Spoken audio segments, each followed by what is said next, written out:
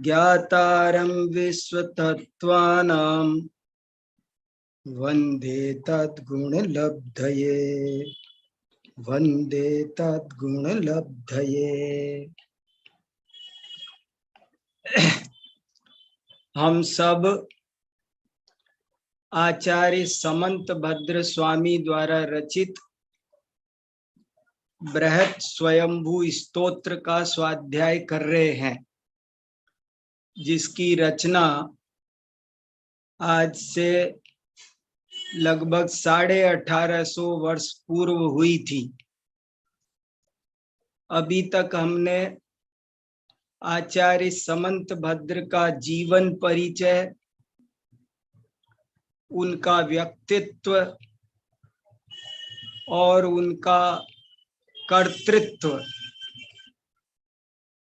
उनकी कृतियां, इन बातों के बारे में कुछ विस्तार से समझा।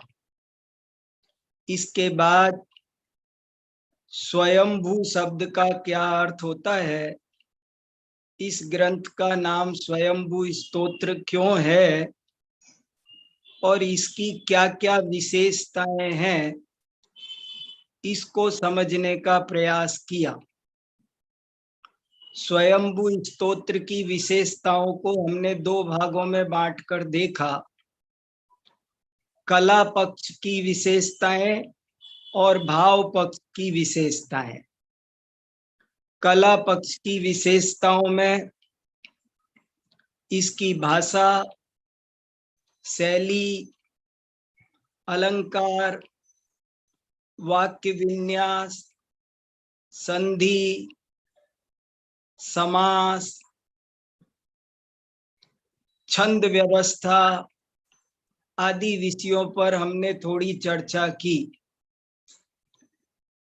स्वयंभू स्तोत्र की भाषा, इसका शब्द भंडार बहुत ही अद्भुत है। यदि कोई व्यक्ति समर्पित होकर एक इस स्वयंभू स्तोत्र को ही भली भांति पढ़े, तो वो संस्कृत भाषा का भी और जैन दर्शन का भी उच्च कोटि का विद्वान बन सकता है। स्वयंभू स्तोत्र की ये सबसे बड़ी विशेषता है कि यदि कोई व्यक्ति इसे ही मन लगाकर पढ़े, तो वो संस्कृत भाषा का भी प्रकांड विद्वान बन जाएगा। एक एक शब्द में बहुत गहराई है।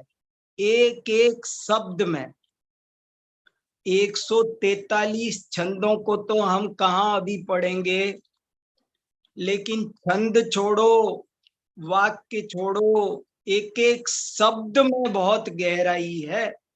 ऐसे जैसे मैंने कल आपको बताया था, स्वदोष मूलम, क्या बताऊं इस शब्द में कितनी गहराई है।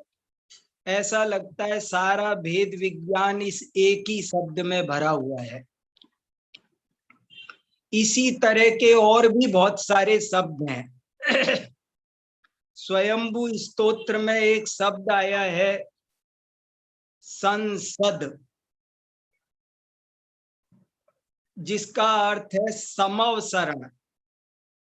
बहुत कम लोग हमारी समाज में जानते होंगे कि समवसरण का तीर्थंकरों की धर्म सभा, जिसे हम समोसरण कहते हैं, उसके लिए आचार्य समंत भद्र स्वामी ने शब्द दिया है संसद। शब्द छोटा भी हो गया, कम अक्षरों में बात कह दी। सूत्र नहीं लिख रहे हैं, लेकिन सूत्रात्मकता भरी हुई है। अक्षर छोटा भी हो गया और अर्थ में भी बड़ी गहराई आ गई।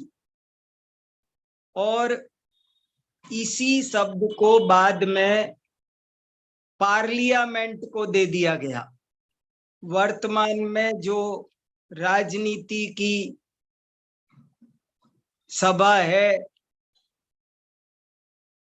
जिसे अंग्रेजी में पार्लियामेंट बोलते हैं, उसका हमारे विद्वानों ने हिंदी अनुवाद किया संसद, क्योंकि उस समय पार्लियामेंट में 55 जैन सांसद रहते थे। संसद, संसद, सद माने सद बैठना, जहां सम्यक प्रकार से बैठा जाए। सम्यक प्रकारेण सीदंती सर्वे जनाः यत्र, वो संसद है। सम्यक प्रकारेण सीदंती यत्र, सम्यक प्रकारेण में बहुत कुछ आ गया। जहां पर चूहा, बिल्ली, शेर, गाय, परस्पर विरोधी लोग भी प्रेम से बैठते हैं, उस जगह का नाम है संसद। तो कितना सोच करके हमारे बड़े लोगों ने पार्लियामेंट को संसद नाम दिया होगा कि यहाँ पर भी विरोधी दल भी बैठेगा, लेकिन विरोधी दल लड़ने के लिए ना बैठे, बल्कि प्रेम भाव से बैठे। जैसे कि समोसरण में शेर और गाय एक साथ बैठ जाते हैं, चूहा और बिल्ली एक साथ बैठ जाते हैं, ऐसे सब लोग जब हमारे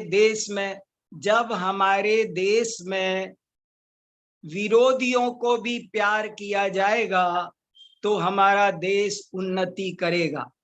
जिस देश में मतभेद होते हुए भी मनभेद नहीं होते हैं, वह देश उन्नति करता है। ये बताने के लिए संसद नाम दिया है। तो ऐसे कहने का मतलब यह है, यदि इस स्तोत्र को कोई अच्छी तरह पढ़ ले तो वो बहुत अच्छा, केवल उच्च कोटि का नहीं, बहुत निर्मल परिणामों का सच्चा जिनागम, सच्चा विद्वान बन जाएगा। ऐसी गहरी, बहुत सुंदर ये रचना है। कभी आज समय ना मिले तो थोड़ा बाद में सही, लेकिन आप इसको जरूर पढ़ना। स्वयंभू स्तोत्र पर कम से कम 3 बहुत अच्छी अच्छी हिंदी की टीकाएं भी मौजूद है। मैंने आपको संस्कृत की टीकाएं कल बताई थी। हिंदी की एक टीका बहुत बढ़िया पंडित जुगल किशोर जी मुख्तियार ने लिखी है, बहुत प्यारी टीका है। दूसरी टीका पंडित पन्नालाल जी साहित्याचार्य ने लिखी है, बहुत अच्छी टीका है वो भी। और तीसरी टीका डॉक्टर उदय चंद जी जैन बनारस ने लिखी है। तीनों ही विद्वान आज हमारे बीच नहीं है। 50 साल पहले ये टीकाएं लिखी गई है, पर बहुत ही सुंदर टीकाएं हैं। आप उनसे भी इस ग्रंथ का अध्ययन कर सकते हैं। चलिए, तो ये तो बातें हुई। अब मैं आपको फिर से स्वयंभू स्तोत्र में ले चलता हूँ। कुछ थोड़े से और आपको चीजें, रत्न दिखाता हूँ। समंत भद्राचार्य जैसे जौहरी की दुकान पर क्या क्या रत्न है, मैं आपको उनकी दुकान पर ले चलता हूँ। चलिए अपन चलते हैं उनकी दुकान पर। क्या क्या हीरे जौहरे जवाहरात उनकी दुकान में भरे हैं, हम देखते हैं। अमन भैया स्क्रीन शेयर करेंगे तो आप सब भी देख पाएंगे। अब मैंने आपको प्रथम तीर्थंकर की स्तुति कल दिखाई। अब आज मैं दूसरे तीर्थंकर की स्तुति छोड़कर तीसरे तीर्थंकर की स्तुति में से एक शब्द दिखा रहा हूं। फिर बाद में आगे बढ़कर मुझे 5वीं में आपके साथ ज्यादा बात करनी है। देखो, तीसरे तीर्थंकर की स्तुति 11वें छंद से शुरू होती है। ये भी बात आप ध्यान रख सकते हैं, मैंने आज इसको पक्का ठीक से याद कर लिया कि इस स्तोत्र में 143 श्लोक कैसे हैं। आपको चुटकियों में याद हो जाएगा। सुनिए, सब में 5-5 छंद है, केवल 3 जगह ज्यादा है। एक तो अरनाथ भगवान की स्तुति में 15 श्लोक ज्यादा है, 20 में लिखी हुई है। अरनाथ 18वें तीर्थंकर की स्तुति में 15 श्लोक बढ़ गए। एक नेमिनाथ भगवान की स्तुति में 5 श्लोक ज्यादा हैं क्योंकि वहां 10 श्लोक हैं, और एक महावीर भगवान की स्तुति में 3 ज्यादा है क्योंकि वहां 8 है। इस तरह अरनाथ भगवान की स्तुति में 15 ज्यादा, नेमिनाथ की में 5 ज्यादा, और महावीर भगवान की में 3 ज्यादा, इसलिए 23 श्लोक ज्यादा हो गए हैं, वरना सब में 5 5 5 5 है, आपको सब याद रखा जा सकता है। अब मैं 11वें छंद पर जरा सा 1 मिनट को ध्यान आकर्षित करके मैं आगे बढ़ूंगा। ये बहुत इंपॉर्टेंट बात है, समय कम है, थोड़े समय में सब विद्वान बच्चे बैठे हैं, बहुत मन लगा के पढ़ रहे हैं। मैं जल्दी जल्दी ज्यादा बातें परोसना चाहता हूँ, सब खाना चाहते हैं, मैं भी खिलाना चाहता हूँ, माल है मेरे पास। देखो देखो संभवनाथ भगवान का नाम कैसे लिखा है। आज मैंने ग्रुप पर एक स्क्रीन डाली है कि 24 तीर्थंकरों का शुद्ध नाम। हमारी समाज में आज भी 24 तीर्थंकरों के शुद्ध नाम लिखने वाले आपको 10 लोग मुश्किल मिलेंगे। 24 तीर्थंकरों के शुद्ध नाम लिखने वाले अभी भी 10-20 लोग मुश्किल मिलेंगे, इतनी कष्ट की सी बात है।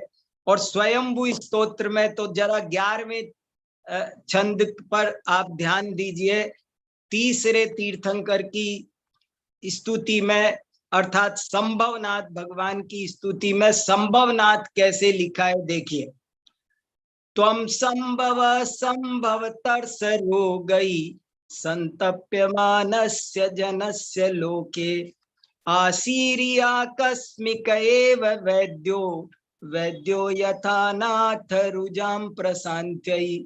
अद्भुत रहस्य है इसमें, लेकिन एक तो मैं ये ध्यान दिलाना चाह रहा हूं कि हे संभवनाथ भगवान, देखो तालव्य स लिखा है, दंत से नहीं लिखा। संभव संभव एक वो जैसे पूजा में आता है ना, दिन रात लुटाया करते हो सम सम की अविनश्वर मणिया। एक सम है, एक शम है, फर्क है थोड़ा सा। तो संभव, सम माने शांति। हे भगवान आप संभव हो क्योंकि आपने संभव रोगों को दूर किया है। देखो संभव शब्द के 3 अर्थ कर दिए, गजब की बात है। एक अर्थ तो हम लोग जानते हैं, संभव माने पॉसिबल, लेकिन वो यहां नहीं कहा। आज आप किसी से भी पूछ लो तीसरे तीर्थंकर का क्या नाम है, तो वो वही वाला संभव लिखेगा जिसका अर्थ होता है पॉसिबिलिटी, संभावना वाला संभव समझते हैं सब लोग, पर वो संभव नहीं है। अरे संभव ऐसा संभव है, सम माने शांति, जिनके अंदर परम शांति उत्पन्न हो गई है। और कैसे उत्पन्न हो गई है कि उन्होंने संभव, संभव माने जो संसार में, भव माने पैदा हुआ है, तृष्णा रोग, संसार का तृष्णा रोग। एक संभव का अर्थ है शांतिपूर्ण और एक का अर्थ है सांसारिक। सांसारिक देखो अब ये कितने लोगों के ध्यान में होगा, मैंने इसलिए आपको ध्यान दिलाया है कि यहाँ तीर्थंकर का नाम तो आया, लेकिन नाम का कितना अच्छा तत्व ज्ञानीकरण किया है कि हे संभवनाथ भगवान, आप संसार के तृष्णा रोग को शांत करने के लिए अद्भुत वैद्य हो, इसलिए मैं आपको भक्ति पूर्वक प्रणाम करता हूं। इस स्वयंभू स्तोत्र की यही बड़ी विशेषता है कि इसमें पूरे में तत्व ज्ञान भरा हुआ है। और तत्व ज्ञान सुना सुना कर वो कहते हैं कि आप ऐसे हो, आपने ये बात बताई, इसलिए मैं आपको भक्ति पूर्वक प्रणाम करता हूं। तो एक तो इस पर मुझे आपका ध्यान आकर्षित करना था। इसके बाद 1 मिनट में ध्यान 14वें नंबर पर भी यही तीसरे तीर्थंकर की स्तुति में 14वां नंबर का छंद है, उस पर भी आपका जरा सा ध्यान आकर्षित कर रहा हूं। देखिए कैसा ये स्वयंभू स्तोत्र है, आपको थोड़ा बानगी दिखा रहा हूं। बंधश्च मोक्षश्च तयोश्च हेतु, लगा रहे हैं स्क्रीन। बंधश्च, ये 14वां देखिए जरा। बंधश्च मोक्षश्च तयोश्च हेतु, बद्धश्च मुक्तश्च फलं च मुक्ते, स्याद्वादिनो नाथ तवैव युक्तम्, नैकांत दृष्टे त्वमतोसि शास्ता। मुझे जो आनंद आ रहा है और जो भाव भाषण हो रहा है, मैं आपको उसका 5% भी नहीं कह पा रहा हूं। कुछ तो समय की जल्दी है और कुछ इसको कहना संभव नहीं है। देखो कितना अच्छा है, पर आप ध्यान दो।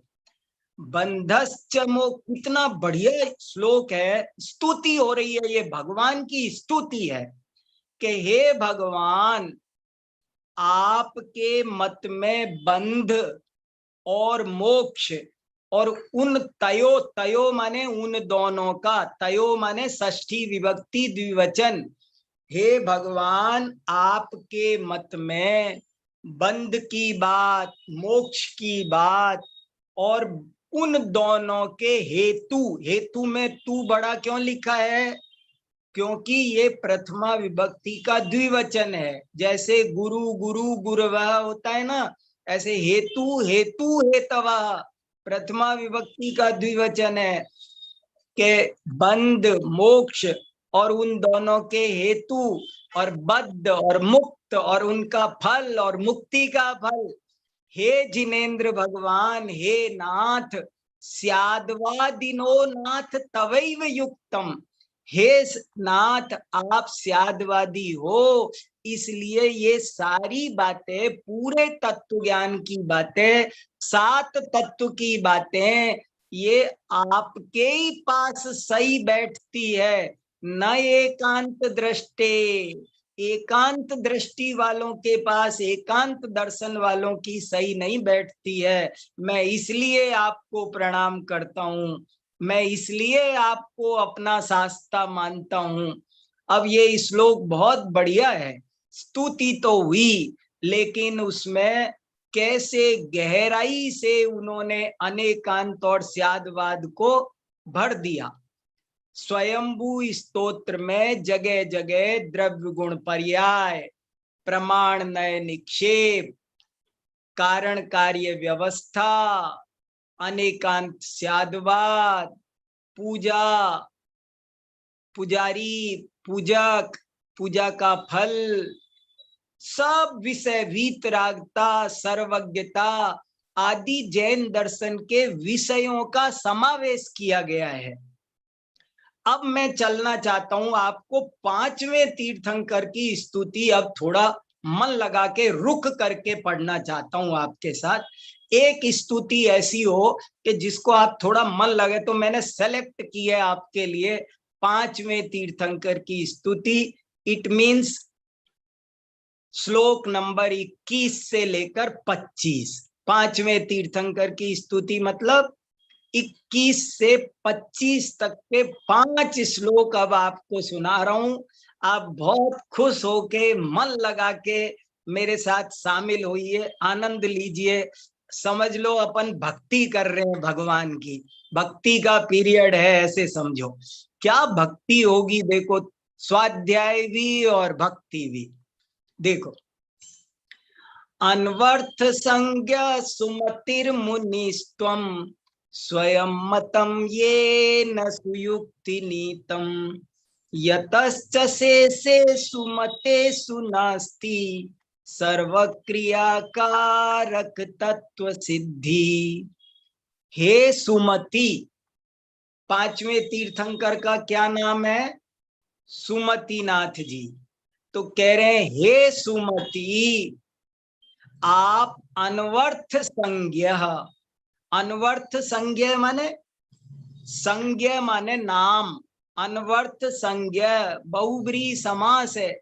देखो थोड़े थोड़े संधि समास सब सीख लो, सीख लोगे तो हमेशा के लिए आराम हो जाएगा। अनवर्थ संज्ञ, अनवर्थ माने जैसा नाम है वैसा उसका गुण है।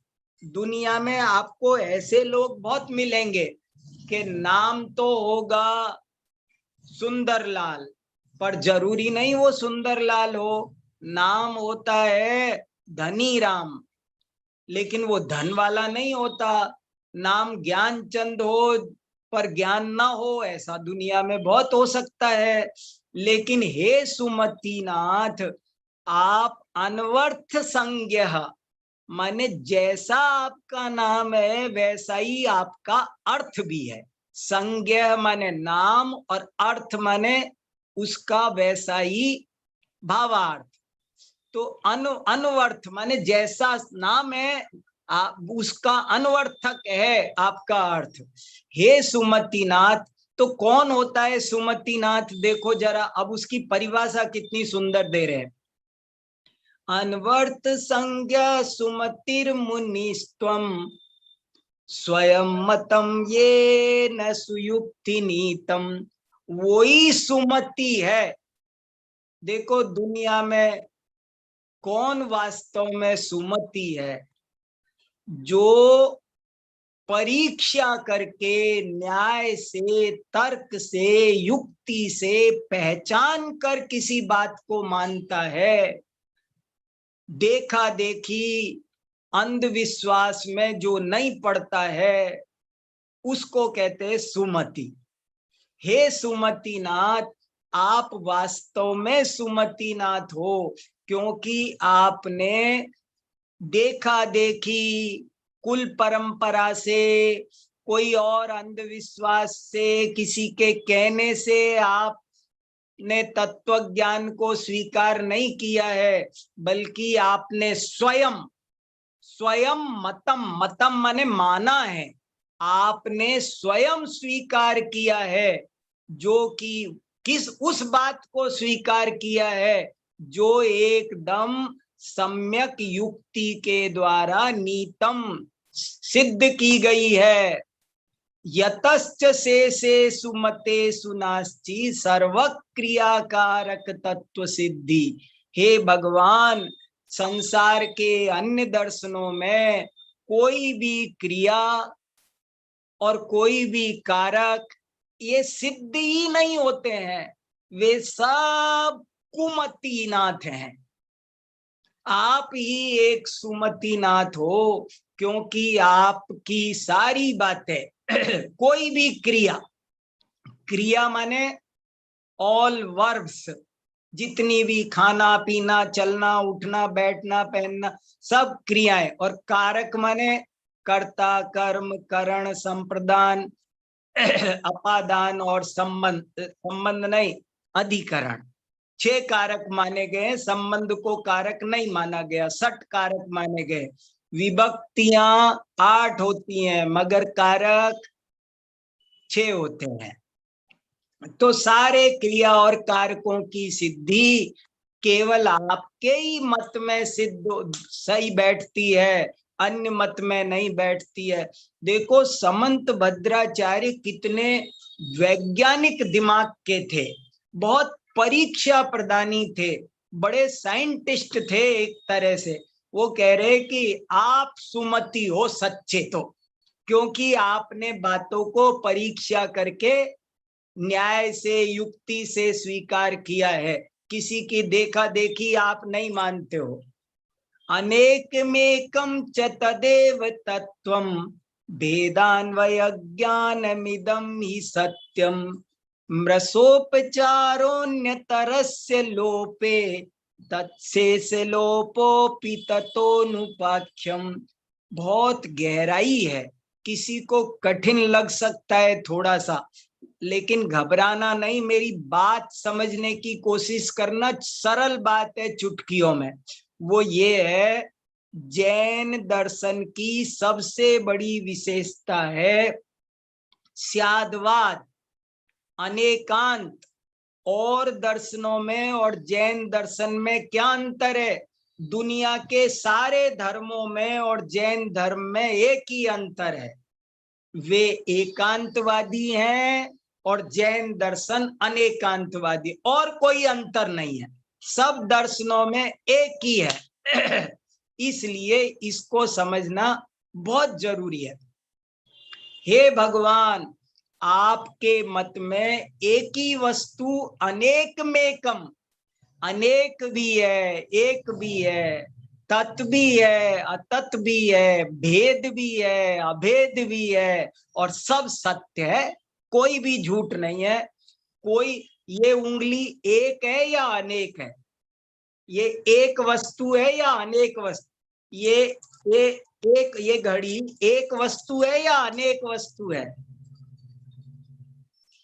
पूरे एक अपेक्षा से ये एक वस्तु है, लेकिन इसके पार्ट परमाणुओं की अपेक्षा से ये अनेक वस्तु है। ये एक वस्तु है कि अनेक वस्तु है? ये एक वस्तु भी है, अनेक वस्तु भी है। गजब की बात है, एक ही वस्तु एक भी है।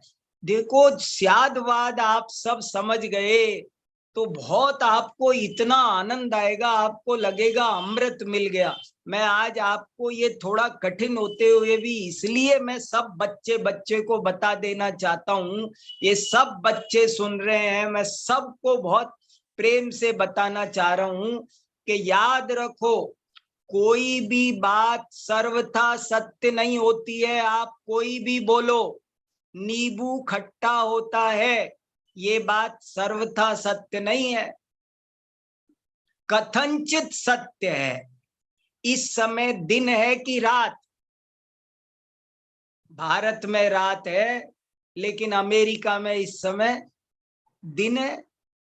एक ही चीज एक समय में दोनों रूप होती है, पर सम्मेद शिखर पूर्व दिशा में है या पश्चिम में, उत्तर में है या दक्षिण में? पूर्व में बैठा हुआ बोलेगा कि पश्चिम में है, पश्चिम में बैठा हुआ बोलेगा कि पूर्व में। मैं छोटा हूं या बड़ा, मोटा हूं या पतला, गुरु हूं या शिष्य, पिता हूं या पुत्र, सब कुछ हूं। ये परस्पर विरोधी धर्म वस्तु में रहते हैं और सब सत्य है। अनेकमेकम च तदेव तत्वम। जब इसका आनंद आएगा ना तो उछलोगे, फिर आपको सबका टेस्ट भूल जाओगे। अब मुझे कहीं दुनिया में स्वाद ही नहीं आता, ये पढ़ लिया तो कुछ अच्छा ही नहीं लगता। क्या तत्व ज्ञान भरा पड़ा है। अनेकमेकम च तदेव तत्वम भेदान्वय ज्ञानमिदं हि सत्यम मृषोपचारोन्यतरस्य लोपे तत्शेष लोपोपि ततोनुपाख्यम। और गजब की बात कही, मृषा, मृषा माने झूठ। यदि उनमें से एक को भी उपचार मानेंगे, काल्पनिक मानेंगे, व्यवहार मानेंगे, तो दोनों झूठे हो जाएंगे। कुछ लोग कहते हैं कि वस्तु नित्य है, अनित्य तो उसे उपचार से कहा जाता है। कुछ लोग कहते हैं कि वस्तु अनित्य है, नित्य तो उसे उपचार से कहा जाता है। या उनकी सबकी खबर ले ली, वो कह रहे यदि तुम उसे उपचार कहोगे तो वो दोनों झूठे हो जाएंगे। दोनों परमार्थ है। आत्मा नित्य है कि अनित्य? बोले साहब, परमार्थ से नित्य है पर उपचार से अनित्य भी है। नहीं, गलत बात। आत्मा परमार्थ से नित्य है, परमार्थ से ही अनित्य है। नित्यता और अनित्यता दोनों परमार्थ हैं, दोनों सत्य है। यदि दो में से एक को भी यदि आपने व्यवहार बोला तो वो भी लोप हो जाएगा और उसका साथी दूसरा भी लुप्त हो जाएगा। एक चीज, एक पक्ष नष्ट होगा तो दूसरा भी। दीवार के दो पक्ष होते हैं, एक नष्ट नहीं होगा, एक नष्ट होगा तो दोनों भी नष्ट होंगे। एक सिक्के के दो पहलू होते हैं। क्या कोई महारथी ऐसा है कि एक पहलू नष्ट कर दे और दूसरा बचा रहने दे। दीवार के दो हिस्से हैं तो एक बच सकता है क्या? यदि नित्यता नहीं है तो अनित्यता भी नहीं है। इस दुनिया में कोई कहे कि दुख नहीं है, सुख ही सुख है। अरे सुख नहीं है तो दुख भी नहीं हो सकता। सुख और दुख का जोड़ा है। दिन है तो रात है, रात है तो दिन है, एक है तो अनेक है, अनेक है तो एक है। अब ये थोड़ी सी फिलॉसफी की बात है, ऊंची है, लेकिन अब आप जैसे युवकों को नहीं बताएंगे तो किसको बताएंगे? देखो हमारे देश की यंग जनरेशन पढ़ रही है, इसलिए मैं उसे असली माल दे रहा हूं। देखो और कितना बढ़िया कहा, सत कथंचित तदसत्व शक्ति खेनास्ति पुष्पम तरसु प्रसिद्धम सर्वस्वभावच्युतम प्रमाणम स्वभाग विरुद्धम तव दृष्टि तोन्य सतः, षष्ठी विभक्ति एक वचन, सत शब्द का, सत की कथनचित असत्व शक्ति भी होती है। प्रत्येक पदार्थ में अस्तित्व भी होता है तो कथनचित नास्तित्व भी होता है। दोनों होते हैं। यदि दोनों ना हो तो वो वस्तु बन नहीं सकती। कैसे? खे नास्ति पुष्पम तरुसु प्रसद्धम। खे माने, ख माने होता है आकाश, खग होता है ना, खग, खग माने आकाश में जो गमन करे उसको बोलते खग। तो खे, खे माने सप्तमी विभक्ति एक वचन, आकाश में, नास्ति नहीं है, पुष्पम पुष्प, लेकिन तरुसु प्रसिद्धम, लेकिन पेड़ पर तो होता है। फूल आकाश में नहीं होता लेकिन पेड़ पे तो होता है, और पेड़ पे तो होता है पर आकाश में तो नहीं होता है। एक जगह है तो दूसरी जगह नहीं है। अस्ति है तो नास्ति भी है, नास्ति है तो अस्ति भी। आप सबको स्यादवाद यदि समझ में आ गया तो सारे दुनिया में जैन दर्शन की पताका फहरा सकते हो। स्यादवाद समझना है। जैसे चौराहे पर रेड लाइट है तो वो एक साइड वाले को कह रही है रुको, लेकिन उसी समय दूसरी साइड वालों से कह रही है चलो। हर चीज का ऐसा ही हिसाब है। इस कमरे में अंधेरा है या उजाला? अंधेरा भी है, उजाला भी है। दूसरे कमरे में इससे तेज उजाला है, उसकी अपेक्षा से यहाँ अंधेरा कहेंगे। लेकिन और अंधेरा कमरा है, उसकी अपेक्षा यहाँ उजाला कहेंगे। एक ही चाय मीठी भी है, फीकी भी है। ज्यादा की अपेक्षा फीकी है, कम की अपेक्षा मीठी है। क्या गजब का है! ऐसी कोई चीज दुनिया में नहीं जिसमें परस्पर विरोधी धर्म नहीं रहते हों। यदि ऐसा हो तो वो वस्तु, उसका स्वभाव सिद्ध नहीं होगा। वो सर्वस्वभावम च्युतम प्रमाणम, वो वस्तु अपने सारे स्वभाव को छोड़ देगी, अप्रमाण हो जाएगी। और स्ववाक विरुद्धम, ये बहुत अच्छा शब्द आया। स्व माने अपना, वाक माने वाणी, स्ववचन विरुद्ध हो जाएगी। ऐसी बहुत सारी बातें होती है जो स्ववचन विरुद्ध होती है, उनको ज्यादा सिद्ध करने की जरूरत नहीं है। जैसे कोई कहे, जैसे मैं अब आपसे कहूं कि मेरा आज मौन व्रत है, तो आप मानोगे? मैं कहूं कि आज मेरा मौन व्रत है, तो आप कहोगे मौन व्रत है तो आप बोल क्यों रहे हो? जिसका मौन होगा वो बोल के थोड़ी बताएगा कि मेरा आज मौन है। कोई कहे मेरी माता वंद्या है, ऐसे बहुत सारे उदाहरण दिए हैं शास्त्र में कि स्ववचन बाधित। तो ऐसे ही जो वस्तु को अकेला सत मानता है, अकेला असत मानता है, उसकी सारी बातें स्ववचन विरुद्ध है। न सर्वथा नित्यमुदेत्यपेति न च क्रियाकारक मत्र युक्तम नैवा सतो जन्म सतो न नासो दीपस्तमः पुद्गल भावतोस्ति।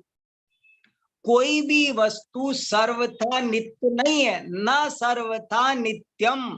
उदेति, उदेति माने उत्पाद होता है, अपैति नष्ट होती है।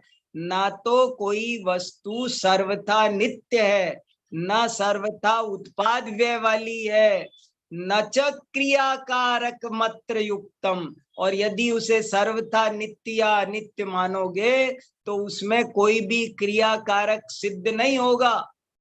नैवा सतो जन्म सतो न नासो, असत का कभी जन्म नहीं होता। अब ये लाइन जरा ध्यान देके सुनने की है, गजब की है, क्रांतिकारी है, सोने हीरे से लिखा देने लायक है। नैवा सतो जन्म सतो न नासो, इतनी सी लाइन से आपको केवल ज्ञान प्राप्त हो सकता है। असत का कभी जन्म नहीं होता है और सत का कभी नाश नहीं होता है। ये तो कमाल कर दिया, कमाल कर दिया। कोई भी वस्तु ऐसी नहीं है जो है तो नष्ट नहीं हो सकती, कुछ भी हो जाए, और जो नहीं है वो उत्पन्न नहीं है। इतनी सी बात मैं 1-2 घंटे आपसे बात कर सकता हूं। कोई भी वस्तु, फिर सुनो, बहुत इंपॉर्टेंट बात है, जो वस्तु है वो कभी नष्ट नहीं हो सकती, और जो नहीं है वो कभी पैदा नहीं हो सकती, केवल पर्याय बदल सकती है। और ये बात आपको ताज्जुब होगा, ये आधुनिक विज्ञान भी ये बात मानता है, मॉडर्न साइंस ने भी ये बात कही है, nothing can be created nor destroyed, it's form only change. उस कोई चीज नई बन नहीं सकती, कोई चीज पुरानी नष्ट नहीं हो सकती, केवल उसकी पर्याय बदल सकती है। कैसे? तो बहुत बढ़िया उदाहरण दिया कि जैसे दीपक वो तम भाव में आ जाता है, एक उजाला, इस कमरे में उजाला है। देखो कितनी बड़ा साइंस, जैन धर्म में 1900 साल पहले साइंस लिखा हुआ है, जो आज साइंस बता रही है मुश्किल से कि इस कमरे में अंधेरा। देखो अभी इस कमरे में उजाला है और मैं अभी स्विच ऑफ करूं तो मुझे बताओ अंधेरा कहां से आया, कहां से आया अंधेरा? फिर मैं स्विच ऑन करूंगा तो उजाला कहां से आया? आप सब सोचो, उजाला कहां से आता है, कहां जाता है, अंधेरा कहां से आ जाता है? एक एक स्विच ऑफ करते ही अंधेरा आ जाता है, ऑन करते ही भाग जाता है। कहां जाता है? जाता कहां है? सोचो तो सही, जाता कहां है? कहां जाता है? कहां से आता है? अरे कहीं जाता नहीं है, कहीं आता नहीं है। अंधकार और प्रकाश पुद्गल के परमाणु है। यहाँ पर जो पुद्गल परमाणु भरे हुए हैं उन्हीं के साथ ऐसा निमित्त नैमित्तिक संबंध है कि वहां जब स्विच ऑन करते हैं तो सारे परमाणु प्रकाश रूप परिणमित हो जाते हैं, और जब स्विच ऑफ करते हैं तो सारे परमाणु अंधकार रूप परिणमित हो जाते हैं। एक ही वस्तु में परस्पर विरोधी धर्म रहते हैं, ये यहाँ कहना चाहते हैं। 5 मिनट हमारे पास प्रश्नोत्तर के लिए। आप कोई कुछ पूछना चाहते हैं?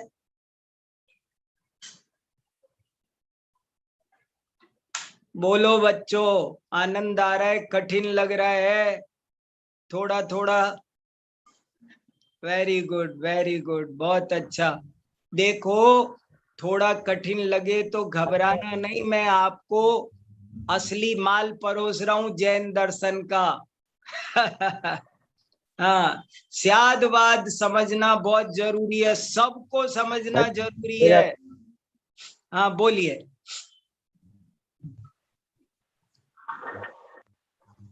भाई साहब, मेरा प्रश्न था, आपने हाँ बोलिए ब्रह्मानंद बोलिए, भगवान की स्थिति में वो थोड़ा सा देखा जोर था से ना, बोल दीजिए बस। नाम आए, इसका मतलब हाँ,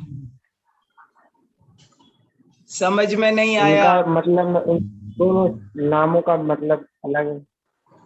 उन संभवनाथ दोनों के नामों दोनों का नामों मतलब का क्या अर्थ अलग है? फिर से बता दो। देखो, जब हम सड़क वाला से लिखते हैं तो वहां जी संभव शब्द का अर्थ होता है सम्यक उत्पत्ति। भव माने उत्पत्ति, सांसारिक। और जब हम वो शिवजी वाला से लिखते हैं, तालव्य से लिखते हैं, तो वहां संभव का अर्थ होता है सुख शांति। ये फर्क है। ठीक है। यहाँ कुछ अर्थ मतलब क्या? और संभवनाथ भगवान के नाम ये में जो सांसारिक सड़क वाला वाला नहीं है, उनके है, नाम में तालव्य शिवजी वाला से है।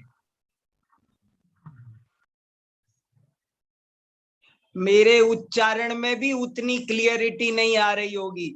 संभव संभव फर्क है। हाँ,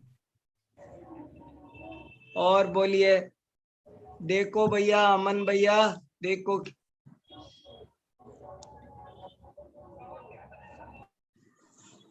कोई कुछ कहना चाहते हैं तो कहो भैया। जय जिनेन्द्र भाई साहब, हाँ, बोलिए बोलिए स्वयं प्रभा जी, वेरी गुड। आवाज आ रही है मेरी? हाँ, आ रही है। आपने जो इनकी हिंदी टीकाएं बताई हैं, जुगल किशोर जी, पन्नालाल जी की और उदय चंद जी की, उनके नाम हाँ, क्या है? उनके नाम क्या है?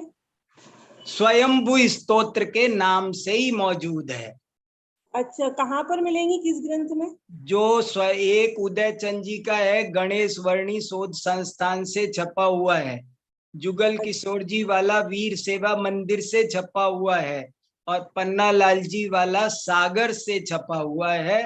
तीनों अलग अलग है। तीनों की पीडीएफ मैंने ख्याल से मैंने ग्रुप पर भेज दी है। मैंने अच्छा 3 हिंदी अनुवाद ग्रुप पर भेजे हैं। अच्छा एक अच्छा। विजय कुमार जी का है, वो भी भेजा है मैंने। एक एक क्वेश्चन इसमें ये आया कि आपने जो अभी 22वें श्लोक में ये बताया ना कि वस्तु एक भी है, अनेक भी है, नित्य भी है, हाँ अनित्य भी है, हाँ उसको उपचार से अनित्य कहना या नित्य कहना, ये हाँ। ये असत्य धर्म है, ये क्या मतलब? ये थोड़ा समझ में नहीं आया। कितने ही लोग क्या करते हैं कि एक को तो मजबूत कहते हैं, सत्य कहते हैं, और दूसरे को कहते हैं व्यवहार से। जैसे मैंने कहा आत्मा नित्य है या अनित्य, तो कितने ही लोग ऐसा कहते हैं कि आत्मा वास्तव में तो नित्य है, पर उपचार से अनित्य कहते हैं, उपचार से। तो उपचार से अनित्य का मतलब हुआ कि अनित्यता वास्तविक नहीं है। और यदि अनित्यता वास्तविक नहीं है तो नित्यता भी वास्तविक नहीं है, और दोनों गायब हो जाएंगे। वो ये कहना चाहते हैं प्रत्येक वस्तु में नित्यता अनित्यता दोनों धर्म सत्य हैं, परमार्थ हैं, यथार्थ हैं, उपचार नहीं है। इसका नाम उपचार नहीं होता है। उपचार तो मिथ्या बात हो तो उपचार होता है। ये मिथ्या नहीं है, ये परमार्थ है। इसका मतलब इसका स्ववचन बाधित हो जाएगा। हाँ, यदि वो अगर अनित्य, हम कहेंगे कि वस्तु में अनित्यता तो उपचार से है, वो तो नित्य है, तो ये बात स्ववचन बाधित हो जाएगी। क्योंकि ऐसी कोई वस्तु दुनिया में नहीं हो सकती जो सर्वथा नित्य हो। सर्वथा सत कोई वस्तु नहीं हो सकती। सत को असत की अपेक्षा है, नित्य को अनित्य की। एक सिक्के के 2 पहलू हैं, दोनों साथ रहते हैं। थोड़ी इंपॉर्टेंट बात है। ठीक है, जय जिनेन्द्र भाई साहब। जय जिनेन्द्र। 1 मिनट बचा है, किसी को कुछ और कहना हो तो। भाई साहब, आपने बताया था कि मतलब इस स्तुति में मतलब व्यक्तिवादता नहीं है, तो फिर हाँ, ये इस स्तुति में संभव शब्द आया तो उससे मतलब संभवनाथ भगवान की स्तुति में आया ऐसा? देखो देखो, बातों को थोड़ा सावधानी से समझो, मैं फिर उत्तर देता हूं। देखो, गुण गुणों की स्तुति का नाम ये स्तोत्र है, लेकिन गुण गुणी के बिना नहीं रहते हैं। न धर्मो धार्मिक बिना, धर्म धर्मात्मा में ही रहते हैं। जैन दर्शन में व्यक्तिवाद का सर्वथा निषेध नहीं है। यदि व्यक्तिवाद का सर्वथा निषेध मानो तो फिर एकांतवाद हो गया। अकेले गुण कहाँ हवा में रहते हैं, गुण भी तो गुणवानों में ही रहते हैं। इसलिए जैन दर्शन स्याद्वाद रूप है। हम केवल व्यक्तिवाद में ज्यादा उलझे रहते हैं, और उससे थोड़ी दृष्टि हटाने के लिए कि वैसे तो सभी जीव समान है, गुणों के कारण पूज्यता होती है, हमारा ध्यान गुणों पर विशेष जाए, इसलिए ऐसा कहने में आता है। वरना ऐसा नहीं है कि व्यक्तिवाद बिल्कुल नहीं, गुण गुणवानों में ही रहते हैं। जी इसलिए नाम भी आया। परिचय तो देना पड़ेगा ना। जी पहले दिन भी तो पूछा था, जिन कुमार जी ने भी पूछा था कि भैया नाम उनका आए, परिचय आए तो क्या करना। भाई परिचय तो आई कार्ड तो दिखाना पड़ेगा ना एक बार, इसलिए परिचय की बातें भी आती हैं। जयंत पंडित जी, हाँ हो हमने गया। हाँ हमने बहुत अच्छे से समझ लिया कि हाँ परमात्मा नित्य भी है अनित्य भी है। तो हाँ। क्या उपचार को हम स्थान ही ना दें, और दें तो कहाँ दें? क्या समझ लिया फिर क्या? परमात्मा से ये समझ लिया कि वस्तु नित्य भी है और अनित्य भी है, लेकिन हाँ। उपचार को स्थान देना या नहीं देना, और देना तो किसको कहाँ पर देना? फिर उपचार किसको स्थान देना? व्यवहार को। व्यवहार अलग चीज है। ये वस्तु के गुणों में थोड़ी व्यवहार लगेगा। जो वस्तु के गुण धर्म है उनमें व्यवहार नहीं लगता। व्यवहार तो तब लगता है कि जब मिट्टी के घड़े को उसमें घी रखा होने के कारण घी का घड़ा कहते हैं, ये व्यवहार ने है। लेकिन घड़ा थोड़ी व्यवहार है। आत्मा में रहने वाले ज्ञान, दर्शन, चारित्र, ये गुणों का नाम व्यवहार नहीं है। नित्यता, अनित्यता ये वस्तु के गुण है, धर्म है, इनमें थोड़ी व्यवहार है। जी पंडित जी। व्यवहार नए अपनी जगह सही है, व्यवहार ने का निषेध नहीं है, लेकिन जो वस्तु यथार्थ है उसको व्यवहार नहीं कहना, ये कहना चाहते हैं यहाँ। ठीक है, आज का समय हुआ, हम कल मिलेंगे। और किसी के भी कोई प्रश्न होगा, शैलेश जी पूछना चाह रहे, पर कल बात करेंगे शैलेश जी। मैं पूछना कुछ नहीं चाहता था, मैं ये बताना चाहता था कि निश्चय नहीं भी नहीं लगेगा और व्यवहार भी नहीं लगेगा, परमार्थ उतना ही लगेगा। हाँ, नए तो अलग चीज, विवक्षा में दूसरी चीज है वो। यहाँ निश्चय व्यवहार वाली बात नहीं है। हाँ। और दुनिया अन्य मत वाले ऐसा कहते हैं, जैसे बौद्ध लोग कहते हैं वस्तु अनित्य ही है, नित्यता व्यवहार है। सांख्य वाले कहते हैं कि वस्तु नित्य है पर अनित्यता व्यवहार है। तो उनको कहा कि तुम्हारी बात स्ववचन विरुद्ध सिद्ध होगी, तुम नित्य भी नहीं बचेगा, अनित्य भी नहीं बचेगा, सब साफ हो जाएगा भैया, ये मतलब है। चलो सबको जय जिनेंद्र, ये तो कल मिलेंगे।